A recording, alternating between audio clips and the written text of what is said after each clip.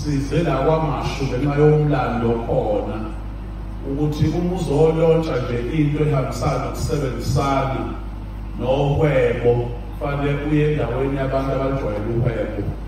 Nizobona-ke uma sidlula la siqale ekuseni sangena kumfowethu uKhathithi unesiphaza-ke deputy minister athi besike saphazamiseka ngaphambilini kodwa-ke uyasebenza kahle bayamthanda abantu kodwa impahla yakhe beseyinciphile. Hhayi-ke sizothi mesiqeda la bonke laba esibabonile esingababonanga isiphaza nesiphaza sosishiyela u-20,000 waso ukuthi sikwazi ukuyothengela impahla. Umphakathi wakaMashu-ke ukhule uthenga lapha kubaba uNgqobo nendodana-ke isizi yangena manje kwasethe uqina.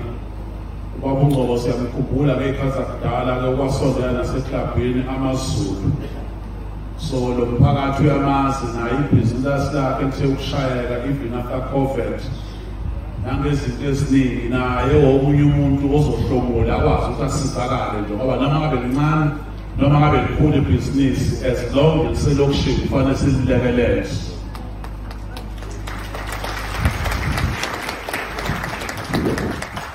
Akubefanele siwabona amanye nje kwenza ubufakazi uyena kwaba umdluli wathi hayi beyishort impahla naye uzomlekelela kakhulu ukuthi kungene nesitoko.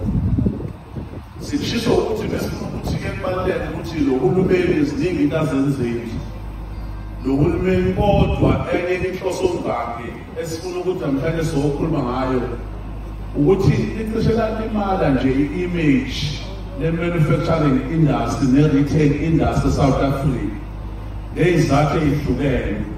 Uthe umuntu engantenga uMnotho emakhaya nasemalokishini kwabakhona abafowethu la abaqhamuka emazweni abanye bengenawo ama-permit bahlanganyele bahambe bayozithengela iy'mpahla bazozifaka ey'ndaweni zethu benza ukuthi namabhizinisi amadala kade khona agcine nakwazi ukusustain ngoba i-competition beseyinkulu.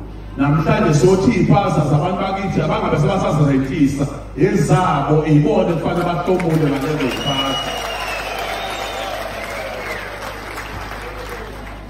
Sizofike sibanikeze le mali-ke mahhala kodwa bese likhulile ibhizinisi sifuna likhule lidlondlobala ngale ndlela ukuthi uma sebefuna ukuzenzela ukuthi babonane bebonke bakwazi ukuthi baye eThala bakwazi baye ko-growth fund ngoba abantu bakithi nje uma ufika ebhenki njengamanje nje balihleli lapho phansi niyazi kunento ethiwa i-profiling uyabheka ukuthi awukazi uku-blacklist yini.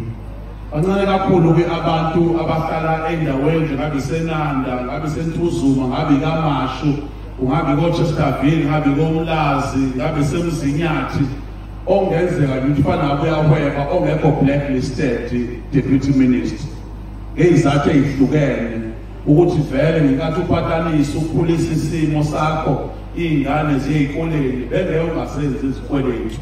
Amabhange vele akanayo inhloso yokuthi umnotho wethu ukhululeke uye phambili. That is why sinebhenki elifana neThala elikwazi ukuthi lifake lifinance indawo lifinance umuzi okwaMashu noma ngabe umnikazi wawo blacklisted noma ngabe umnikazi wawo akanazo zonke into ezamaphepha anele. Manje sengiyabona legama leThala selifuna ukulibiza ngesilungu lithi iThala. iThala okusuke kushuka ngendawo ezoba khona emzini wendoda umaqedwe wakho isibaya bese bakhona iThala indawo lekade igqunywa khona okusuke kukhishiwe ensimini kakuthwa kahle umbila osuke sokade kahle uphinde uyobekwa nayo lapho ukuthi bese ishintsha nje isizini siqhubeke sikwazi ukuthi singabi nenkinga yendlala. Kodwa iThala indawo ekade ibeke iyikhali kwaZulu. Uma nje umuzi ukuze uqine ufanele phela ube nemkhonto ube namawisa nazo zonke lezi zinto. Kuyothi mhla kufika isimo esinzima sempi mose uyakwazi ukuthi ukhiphe lapha eThala uvikele umuzi.